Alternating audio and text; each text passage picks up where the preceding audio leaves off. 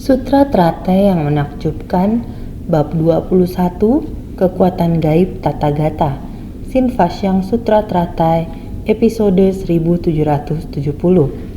Sorotan dari sinar yang mencerahkan dan menerangi 10 penjuru. Ketika para Buddha berkumpul pada satu tempat, sorotan dari sinar mereka dapat mencerahkan semuanya menuju pada jalan, menerangi keseluruhan alam semesta tak terhingga dan berada pada semua alam dharma. Cahaya mentari yang dipantulkan cermin jernih dapat menerangi kondisi luar, sepenuhnya menerangi keseluruhan dunia.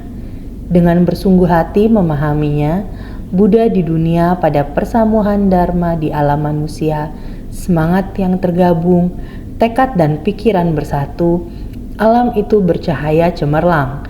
Jadi para Buddha berkumpul pada satu tempat. Dia, Sang Buddha, adalah yang tersadarkan. Kesadaran adalah pencerahan. Tingkatan pencerahan adalah hal yang sangat mulia. Orang biasa kebingungan dalam kegelapan. Apakah kalian terdengar? Seringkali ketika melakukan perlindungan atau ketika kalian melakukan 3 perlindungan setiap hari, kata kembali adalah membalikkan hitam menjadi putih. Ini disebut kembali bersandar atau berlindung. Makhluk awam di masa lalu kebingungan dalam kegelapan, sekarang telah tercerahkan. Ini adalah untuk mengubah kegelapan menuju jalan pencerahan, itulah cahaya. Makanya disebut mengubah hitam jadi putih. Kata kembali itu artinya beralih dari kegelapan menuju cahaya. Beginilah kami mendapat perlindungan. Apalagi para Buddha, dia telah tercerahkan. Artinya mereka menghadap cahaya, menyinari para makhluk dalam kegelapan. Jika kita terlebih dahulu mengetahui hal ini, berarti kita memahami arti dari cahaya. Jadi sorotan dari sinar mereka dapat mencerahkan semuanya menuju pada jalan. Saat para Buddha datang berkumpul, pencerahan Anda, pencerahan saya, pencerahan mereka, semua pencerahan setiap orang berkumpul, setiap orang tercerahkan. Cahaya cemerlang mulai bersinar. Cahaya-cahaya ini saling menyinari satu sama lain, sehingga disebut ketika para Buddha berkumpul pada satu tempat, sorotan dari sinar mereka dapat mencerahkan semuanya menuju pada jalan. Dalam pemahaman Sutra Teratai, bukan hanya tentang satu Buddha saja. Dalam Sutra Teratai, mulai dari bab Stupa Mustika, para Buddha terus-menerus muncul tanpa henti. Hingga saat ini, tempat ini adalah tempat berkumpulnya para Buddha. Maka dikatakan cahaya dari setiap Buddha. Lalu disebut sorotan dari sinar mereka dapat mencerahkan semuanya menuju pada jalan. Ini juga menjelaskan bahwa tempat persamuhan dharma ini dipenuhi dengan cahaya cemerlang. Begitu banyak Buddha yang hadir berkumpul di persamuhan puncak burung nasar. Oleh karena itu, sinar ini menerangi keseluruhan alam semesta tak terhingga. Cahaya ini menerangi seluruh angkasa. Bahkan saat malam hari, ada sorotan cahaya yang sangat terang, seperti lampu sorot. Ketika satu cahaya menyala, kita bisa melihat seberkas cahaya. Sinarnya memancar ke atas. Seperti inilah cahayanya. Cahaya ini menerangi segalanya. Itulah yang disebut menerangi keseluruhan alam semesta tak terhingga. Seluruh alam semesta menjadi terang penuh cahaya, sangat terang. Maka dikatakan berada pada semua alam dharma. Karena tidak ada kegelapan, maka tidak ada sesuatu yang tersembunyi. Oleh karena itu, dharma menjadi sangat jelas. Semuanya telah banyak mendengarkan banyak dharma. Sutra Teratai telah memasuki bab 21. Makanya 20 bab sebelumnya, yaitu aspek jejak dan aspek pokok, telah kita lewatinya.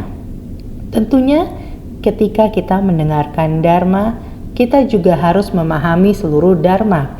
Hanya saja apakah kita menyerapnya ke dalam batin, apakah sudah mempraktekannya dalam tindakan nyata di kehidupan, apakah kita sudah bisa menghayatinya hingga memasuki jiwa terdalam kita. Apakah sudah memasuki jiwa kebijaksanaan? Kita hanya mencapai posisi ini saja. Namun tingkatan dari Buddha telah sepenuhnya menerangi keseluruhan alam semesta tak terhingga. Makanya berada pada semua alam Dharma. Semua orang berpikir telah mendengarkan Dharma. Buddha Dharma. Dalam kehidupan, bagian ini merupakan cerminan dari ajaran Buddha yang telah kita dengar. Ketika peristiwa dan prinsip menjadi satu, maka kehidupan kita sehari-hari, fenomena dan prinsip dipadukan, ini adalah berada pada alam Dharma. Di dalam batin kita, ketika kita bertemu dengan masalah ini, kita menyatukannya dengan prinsip ini. Ini disebut berada pada semua alam Dharma. Apakah kita mengikuti prinsip? Jika kita mengikuti prinsip, maka semua masalah akan menjadi lancar. Cahaya mentari yang dipantulkan cermin jernih dapat menerangi kondisi luar. Matahari, sinar matahari, itulah siang hari, sebuah cermin yang bersih. Cermin ini sudah sangat jernih. Asalkan matahari muncul, alam menjadi terang. Cermin ini memantulkan. Alam selalu dipantulkan ke dalam cermin, jelas tanpa ada perbedaan. Dahulu sering dikatakan, kebijaksanaan agung cermin sempurna. Warna hijau, merah, putih, saat cermin ini memantulkannya, hijau tetap hijau, merah tetap merah. Begitu pula tinggi rendahnya tumbuhan. Pohon tetap pohon yang tinggi, rumput tetap rumput yang rendah di tanah hijau. Dalam cermin semuanya terpantul jelas. Oleh sebab itu, cahaya mentari yang dipantulkan cermin jernih dapat menerangi kondisi luar. Kita menggunakan cermin ini. Cermin memantulkan sinar matahari. Sinar matahari menyinari cermin. Cermin memantulkan sinar ke segala sesuatu di bumi. Sama seperti saat matahari terbit dan menyinari bumi. Matahari menyinari segalanya, dan cermin ini berarti dimanapun kita berada, kita akan menyatu dengan alam ini. Inilah bukti bahwa kita telah memahami kebenaran Dharma Agung dan telah menyerapnya. Seperti cermin ini, cahaya matahari menyinari seluruh bumi, menerangi seluruh dunia. Meskipun bumi berputar pada orbitnya, jadi ada perbedaan waktu. Jika kita berputar ke arah sinar matahari, matahari akan menyinari segalanya. Jika kita berputar membelakangi matahari, berarti ini adalah malam hari. Sekarang kita perlahan-lahan berputar dan berputar, perlahan-lahan mulai terpapar sinar matahari. Jadi sekarang adalah subuh. Dengan prinsip yang sama, kita belajar ajaran Buddha. Prinsip kebenaran perlahan-lahan telah diresapi. Secara perlahan kita mulai memahami istilah ajaran Buddhis. Kita dengar dan dipahami.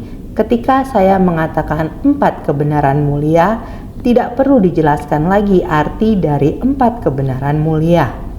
Semua orang dapat menghafalnya. Ini artinya ketika kita mengatakan satu istilah, prinsip kebenarannya berada di dalam batin kita karena telah mendengar dan menghafalnya serta memahaminya di dalam batin. Ini ibarat menyambut datangnya sinar matahari untuk menyinari bumi. Cermin ini memantulkan semuanya dan semua masuk ke dalam cermin, sepenuhnya menerangi keseluruhan dunia. Cermin ini digunakan untuk melihat kembali dunia. Jika dharma yang dipelajari semakin banyak, prinsip kebenaran di dunia akan semakin jelas. Banyak hal yang bergantung pada teknologi sekarang. Sekarang dengan hanya menyentuh ponsel, kita dapat mengetahui segala hal. Mengetahui segala hal di dunia. Apa saja yang terjadi secara internasional? Sekarang kita tidak perlu bertanya kepada siapapun. Kita dapat menemukannya di ponsel. Sama seperti saat saya membukanya.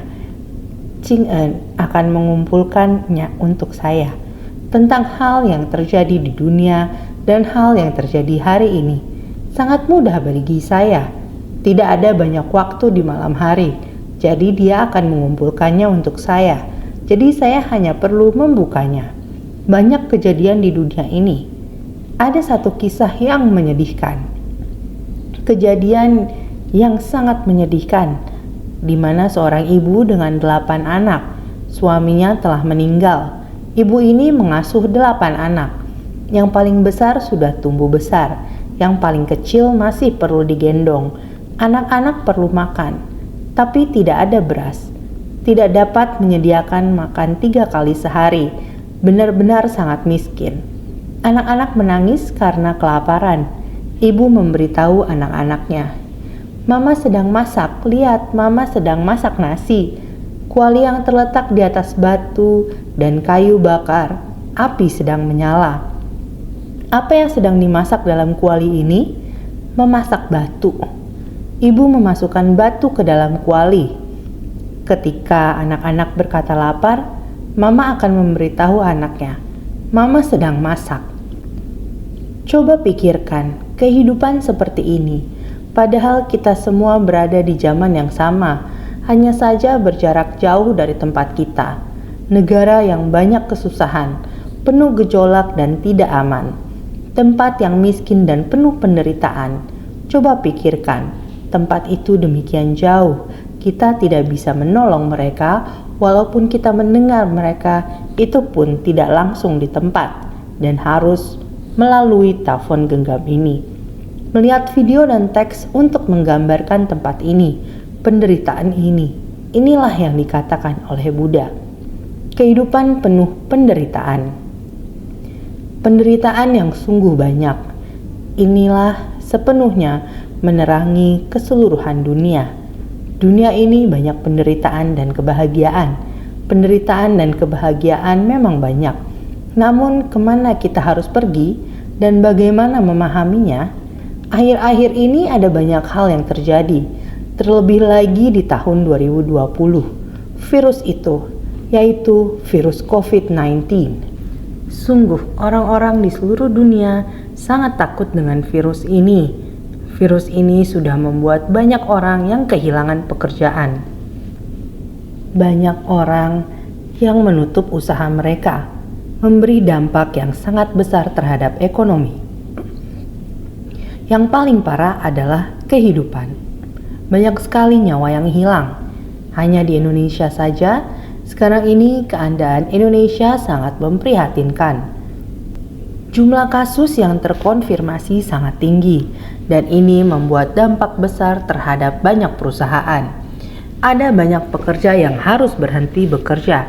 Kehidupan mereka sampai terganggu dan sulit untuk bertahan hidup.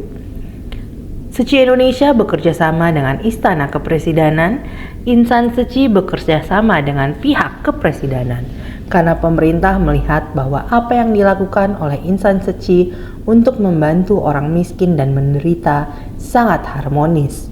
Terlebih lagi, suasana yang diciptakan sangat menenangkan, menghibur, dan menghangatkan hati. Orang-orang yang berada dalam kesulitan gelombang pandemi ini, selain memberi bantuan materi, yang paling dibutuhkan adalah menenangkan hati mereka, membuat hati setiap orang damai. Inilah yang kita sebut sebagai menenteramkan kaum miskin dan membantu kaum kekurangan. Karena itu, pemerintah mencari insan seci untuk bekerja sama. Banyak pekerja di berbagai industri yang kehilangan pekerjaan. Tentu kita harus membantu. Sekarang orang yang tidak kehilangan pekerjaan mereka sangat sibuk dan merasa sangat kelelahan kerja di industrinya. Mereka tidak dapat beristirahat. Semua orang menjadi gelisah. Karena itu, insan seci pergi untuk menghibur dan menyemangati mereka, bukan sekedar memberikan bantuan. Yang terutama adalah menghibur dan menyemangati.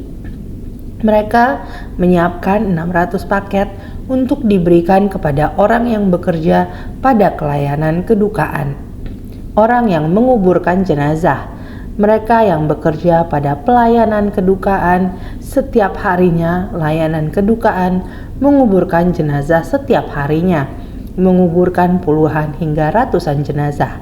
Mereka sudah kelelahan siang dan malam mengurus jenazah untuk dimasukkan ke dalam peti mati, mengantarnya hingga pemakaman. Mereka bekerja dari pagi hingga malam hari tanpa istirahat. Para pelayan kedukaan ini hampir pingsan, sehingga pelayanan kedukaan itu dengan suara yang pilu mengeluarkan suara yang ingin menangis, dipenuhi dengan kepiluan dan kesedihan, berteriak dengan suara yang besar dan juga berkata, "Mohon semua orang agar tidak keluar. Setiap harinya dengan jerih payah kita menghadapi begitu banyak mayat. Sekarang sangat lelah dan letih. Sekarang kita memasuki bulan Ramadan. Bulan Ramadan mereka dimulai dari bulan April hingga bulan Mei.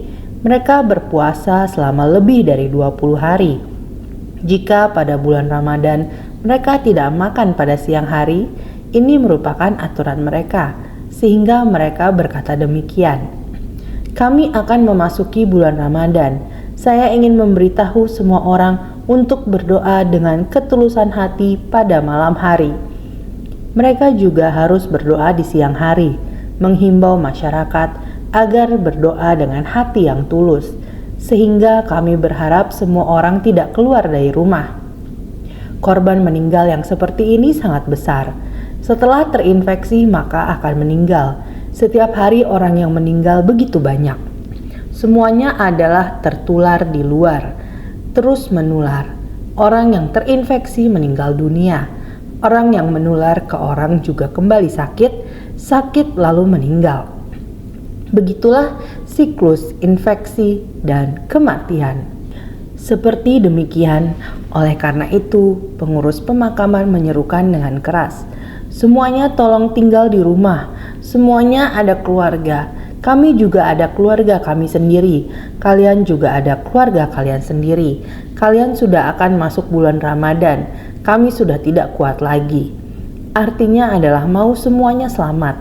Bagi orang yang bekerja di pelayanan kedukaan, jika ada mayat datang, tidak bisa tidak bekerja. Ini sangat serba salah. Mereka pagi hari tidak makan. Pekerjaan yang begitu berat, bagaimana mereka bisa kerja di siang hari? Oleh karena itu ini sangat menyulitkan. Pada bulan puasa malamnya harus sembahyang, pagi hari tidak makan. Ini adalah bulan Ramadan mereka. 1 tahun sekali bagi mereka harus sangat tulus, harus sepenuh hati seperti melatih diri, melepaskan urusan duniawi, harus tekun dan giat.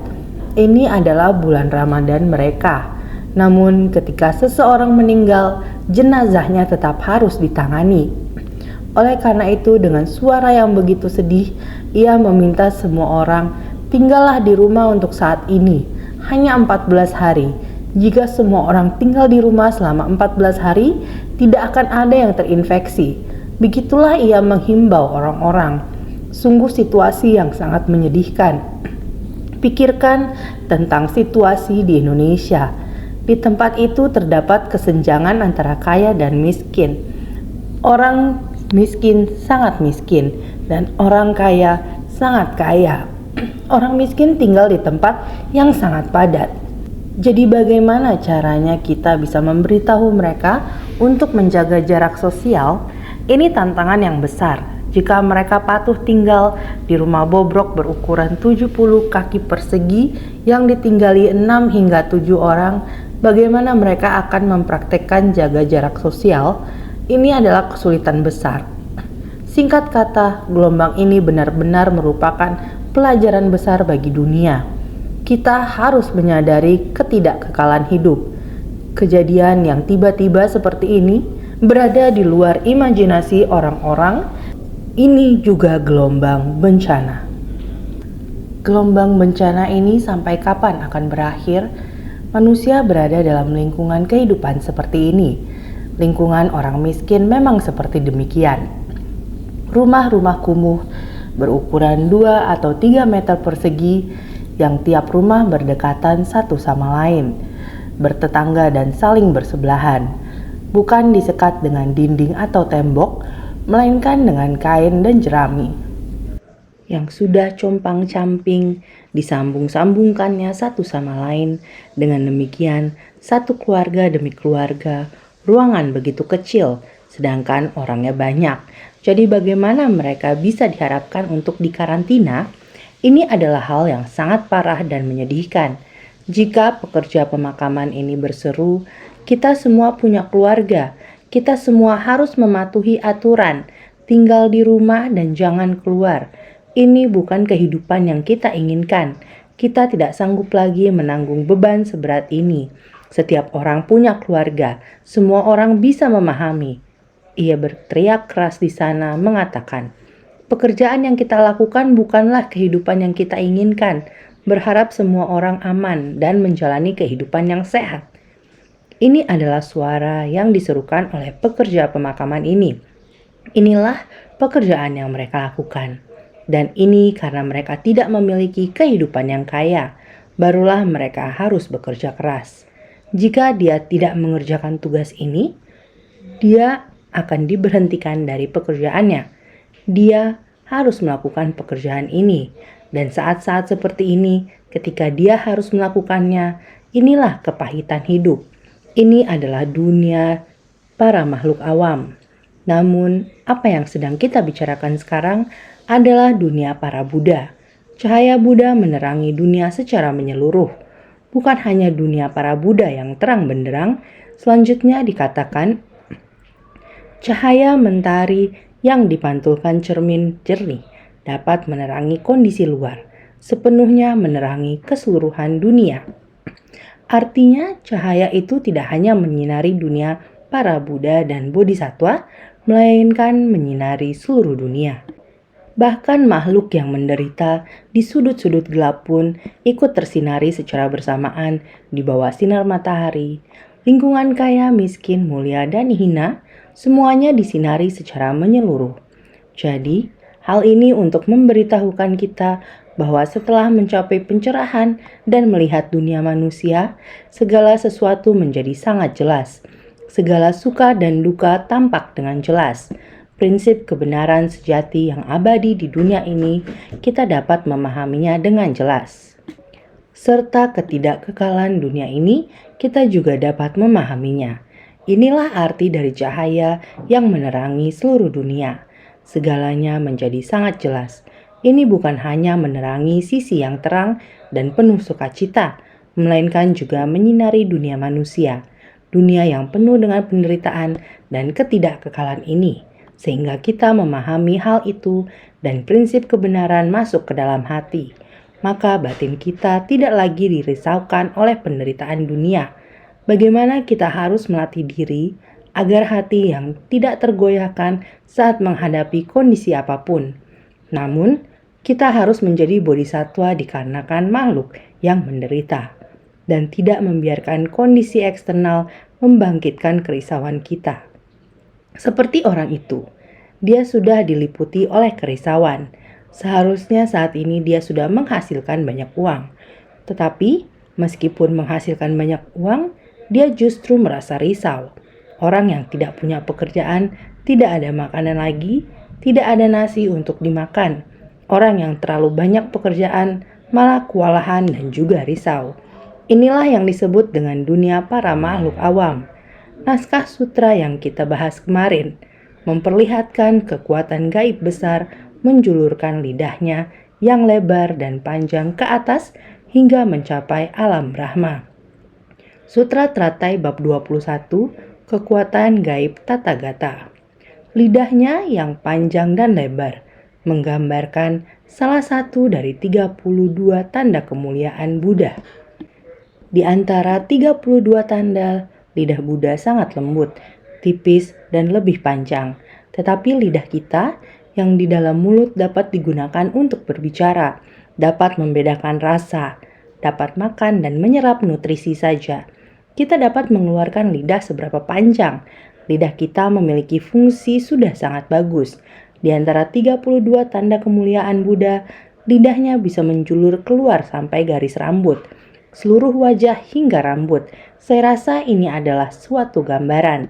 Seharusnya menjadi gambaran bahwa dharma yang diajarkan Buddha tersebar luas. Semua orang dapat mendengarnya. Suaranya nyaring dan jelas. Ketika Buddha di dunia, beliau tidak menggunakan mikrofon. Suaranya nyaring dan jelas. Kondisi persamuhan itu begitu mulia. sekeliling dikelilingi oleh gunung. Ketika Buddha berbicara, banyak orang mendengarnya dengan jelas, mampu membedakan. Inilah arti dari lidahnya yang lebar dan panjang. Beliau dapat didengarkan oleh banyak orang, tidak hanya mendengar suara Buddha dengan jelas, terlebih lagi dharma yang mereka dengar dimasukkan ke hati, karena setiap kata terdengar jelas. Ada kalanya kita mendengar suara apa yang dikatakan dari kalimat ini, saya tidak dapat mendengarnya dengan jelas. Terdengar suara namun tidak dapat mendengarnya dengan jelas. Kita harus bertanya lagi, apa yang dia katakan? Oh ini ya, kita terdengar dengan jelas suaranya, tetapi kalimat yang dibaca tidak dapat dikatakan satu persatu dengan jelas. Namun perkataan yang diucapkan oleh Buddha, setiap kalimatnya sangat jelas. Terdengar dengan sangat jelas hingga di samping telinga bodhisattva. Jadi, ini yang kita bahas kemarin, menjulurkan lidahnya yang panjang dan lebar, suaranya ke atas hingga mencapai alam Brahma, mencapai ke alam semesta hingga ke alam surga, tidak lagi terikat hanya di bumi. Kita senantiasa berkata, sekarang suara sudah dikeluarkan dan ditarik hingga ke angkasa. Di angkasa suara tidak hanya terikat di bumi, dan kita menerimanya dengan teknologi, di televisi, dan telepon genggam. Dengan begitu, agar semua orang dapat mendengarnya dengan jelas, semuanya mengandalkan teknologi untuk mengantarkannya. Hari ini naskah sutra yang selanjutnya, dari setiap lubang pori-porinya memancarkan sinar berwarna yang tidak terhingga dan tak terkira. Semuanya menyinari seluruh alam di 10 penjuru. Sutra Teratai bab 21, Kekuatan Gaib Tathagata. Sinar ini dipancarkan dari lubang pori-pori Sang Buddha. Setiap orang yang mempunyai lubang pori-pori yang sangat halus, demikianlah kita. Sang Buddha juga demikian. Dari lubang pori-porinya memancarkan sinar berwarna yang tak terhingga. Tubuhnya memancarkan sinar beraneka ragam warna, sehingga menampakkan wujud yang sangat agung. Karena India, Sang Buddha adalah orang India. Di India, cara berpakaian Sang Buddha seperti yang kita lihat sekarang cara berpakaian orang India, yaitu kain diselempangkan ke bahu, sehingga sebagian tubuh tidak tertutup kain. Bagian tersebut sering terjemur matahari, sehingga tubuhnya dapat memancarkan sinar. Begitu sinar matahari mengenai bagian itu, maka akan memancarkan sinar keemasan. Sering dikatakan cahaya lampu redup-redup, hanya ada cahaya bulan di luar. Yang terlihat hanya barang yang bersinar. Apakah itu orang? Mereka terlihat di tengah kegelapan. Di bawah sinar matahari juga akan memancarkan cahaya. Namun sinar dari Sang Buddha ini berbeda dengan sinar orang awam. Sinarnya dapat membuat orang sukacita ketika melihatnya. Sinar lembut dan melembabkan yang terpancar dari tubuh Buddha akan membuat kita yang bersukacita melihatnya. Ini adalah tanda keberuntungan pada persamuhan Dharma puncak burung nasar, ketika para bodhisattva datang dengan turun dari langit atau muncul dari bumi. Dari setiap lubang pori-porinya memancarkan sinar berwarna yang tak terhingga dan tak terkira. Ini menjelaskan kalau semuanya menyinari seluruh alam di 10 penjuru, sekaligus menjulurkan lidah yang lebar dan panjang dan memancarkan sinar. Ini untuk mendeskripsikan kondisi mereka ketika datang melihat Buddha, menjelaskan bagaimana wujud tubuh Buddha dapat membuat semua orang bersukacita, memancarkan cahaya ke seluruh 10 penjuru, tidak peduli dari mana mereka berasal. Ketika mereka melihat Buddha, melalui tubuhnya dapat membabarkan Dharma. Orang-orang bersukacita ketika melihat wujud dari Buddha, merasa sangat berjodoh begitu bertemu dengannya, merasa sukacita begitu bertemu dengannya. Ini dinamakan kondisi batin. Kondisi batin ini merasa sukacita ketika bertemu. Ini disebut jalinan jodoh. Buddha selama banyak kehidupan telah menjalani banyak jodoh, baik dengan para makhluk, sebab dan kondisi telah matang, sehingga di kehidupan ini mencapai kebudaan. Semua orang yang berjodoh telah datang, melihatnya dan merasa sukacita. Ini untuk menggambarkan tubuh Buddha yang memancarkan cahaya. Ini adalah satu penjelasan, menandakan semua orang merasa sukacita saat melihatnya. Jadi, kita setiap orang perlu melihat Buddha dari sudut pandang manusia. Ketika orang di masa mendatang mendeskripsikan Buddha, mereka akan menggunakan hati penuh hormat untuk menggambarkan kondisi Buddha. Hormat terhadap Buddha dan wujud Buddha. Mereka secara tulisan menggambarkannya sebagai sangat melampaui dan tidak seperti manusia pada umumnya. Wujud manusia suci tercerahkan yang sudah melampaui. Jadi akan digambarkan seperti ini. Kita akan merasa, wah memang begitu, terpaut sangat jauh dari kita manusia.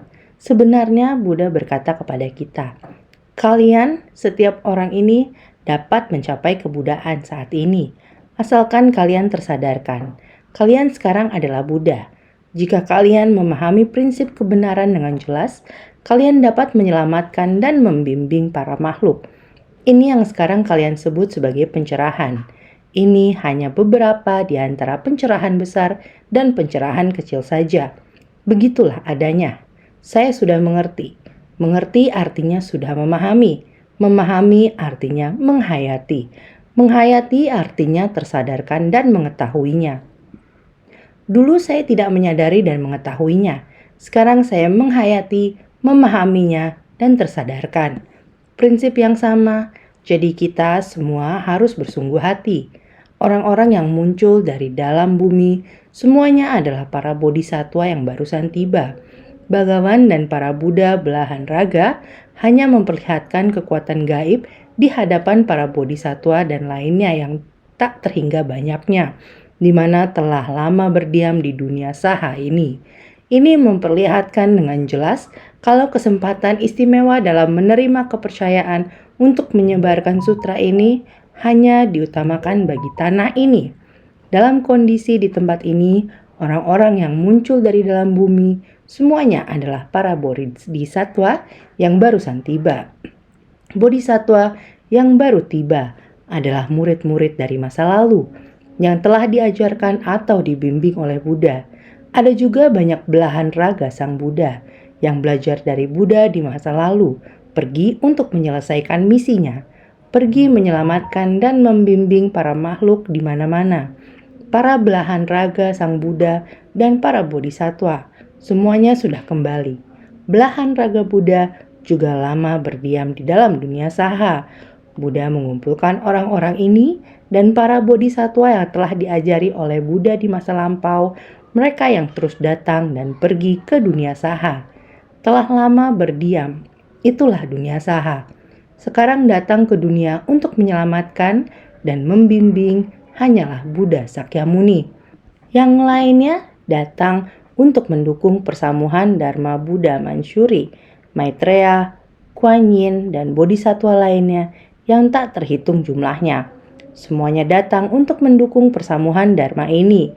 Jika kita manusia mengalami penderitaan, maka Kuan Yin akan menyelamatkan kita dari penderitaan. Dalam Sutra Teratai mengatakan demikian. Bab pintu semesta Avalokitesvara mengatakan, melafalkan nama Kuan Yin pagi dan malam. Jika Anda selalu melafalkan nama saya akan menampakkan diri untuk menolongmu dan menyelamatkanmu. Jadi bisa dikatakan bahwa Kuan Yin terus datang dan pergi untuk membantu Buddha Sakyamuni, menggunakan nama sebutannya untuk membimbing dan menyadarkan para makhluk, agar batin para makhluk memiliki kesadaran. Jadi, ini disebut telah lama berdiam di dunia saha, datang dan pergi. Para makhluk di dunia saha memohonnya. Dia juga bisa muncul dan datang untuk membantu Anda. Itu merupakan jalinan jodoh dalam ketidakberwujudan. Anda memperoleh kekuatan yang tak terlihat. Bodhisatwa Avalokitesvara melindungi dan memberi pemberkatan sehingga saya bisa mengatasi kesulitan. Sering mendengar tentang hal ini. Bagi sebagian orang, ini yang merupakan sandaran bagi batin. Jadi di hadapan para bodhisatwa dan lainnya yang tak terlihat banyaknya, semua telah tiba di hadapan Buddha, hanya memperlihatkan kekuatan gaib. Ini memperlihatkan dengan jelas kalau kesempatan istimewa dalam menerima kepercayaan untuk menyebarkan sutra ini. Mulai dari bab ini, Sang Buddha sudah bersiap untuk menyampaikan pesan, karena untuk yang selanjutnya, makna yang terkandung di bab-bab berikutnya adalah untuk menyampaikan pesan. Sambil menyampaikan pesan, yang dikatakan sutra adalah merupakan pesan. Bab selanjutnya masih ada. Hingga bab ini, bab 21, bab di belakangnya masih ada 8 bab. Semua bab ini adalah mulai bersiap untuk menyampaikan pesan. Jadi mulai berpesan dan menasehati. Jadi penyebar luasan. Di masa mendatang bagaimana cara untuk menyeluarkan dharma ini?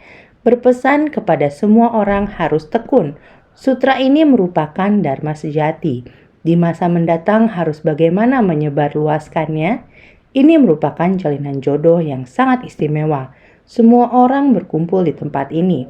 Dari setiap lubang pori-porinya memancarkan sinar berwarna yang tak terhingga dan tak terkira. Ini merupakan kekuatan gaib yang kedua. Pori-pori memancarkan cahaya berwarna yang tak terkira, melambangkan Buddha telah menyempurnakan mata dharma dan mata kebijaksanaan. Dari setiap lubang pori-porinya memancarkan sinar berwarna yang tak terhingga dan tak terkira. Ini agar semua orang dapat membangkitkan perasaan sukacita, mengumpulkan semua orang dan para bodhisatwa pemula yang ingin datang kembali. Bukan hanya bodhisatwa senior saja yang ada di sini. Para bodhisatwa senior, kalian harus merekrut bodhisatwa dunia lagi. Bodhisatwa dunia kemudian merekrut lagi. Ini dinamakan sebagai bodhisatwa pemula. Yang senior harus menyadarkan bodhisatwa pemula untuk ikut bergabung masuk ke dalam. Inilah yang sekarang diserukan oleh Buddha terus-menerus. Bahkan wujud tubuh ini dari setiap lubang pori-porinya memancarkan sinar berwarna yang tak terhingga dan tak terkira. Ini merupakan kekuatan gaib yang kedua. Setiap lubang pori-porinya memancarkan sinar berwarna yang tak terhingga dan tak terkira. Ini melambangkan Buddha telah menyempurnakan mata dharma dan mata kebijaksanaan. Buddha ingin melihat para makhluk di dunia ini agar semuanya memahami. Para makhluk di dunia ini yang dilihat oleh Sang Buddha beraneka ragam jenis. Ada yang kaya, ada yang miskin. Ada yang baik, ada yang jahat, dan sebagainya. Sangat banyak kebenaran sejati dan prinsip kebenaran yang terkandung di dalamnya. Semuanya menyinari seluruh alam-alam di 10 penjuru, melambangkan kalau cinta kasih luhur dari Buddha menyinari segalanya dengan setara. Pori-pori di seluruh tubuh memancarkan sinar ke 10 penjuru sekitar. Tiada satu penjuru pun yang tak tersinari. Ini menunjukkan kejelasan tertinggi daripada tingkat kebijaksanaannya. Jadi, semuanya menyinari seluruh alam-alam di 10 penjuru.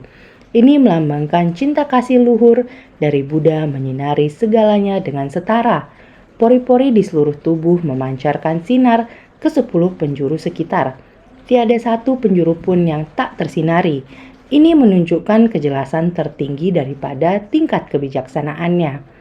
Mari kita semua dengan kesungguhan hati memahaminya. Ini merupakan Buddha memancarkan sinar kebijaksanaannya. Kondisi ini terus-menerus. Para bodhisatwa berkumpul kembali di tempat pelatihan. Ada bodhisatwa senior yang datang.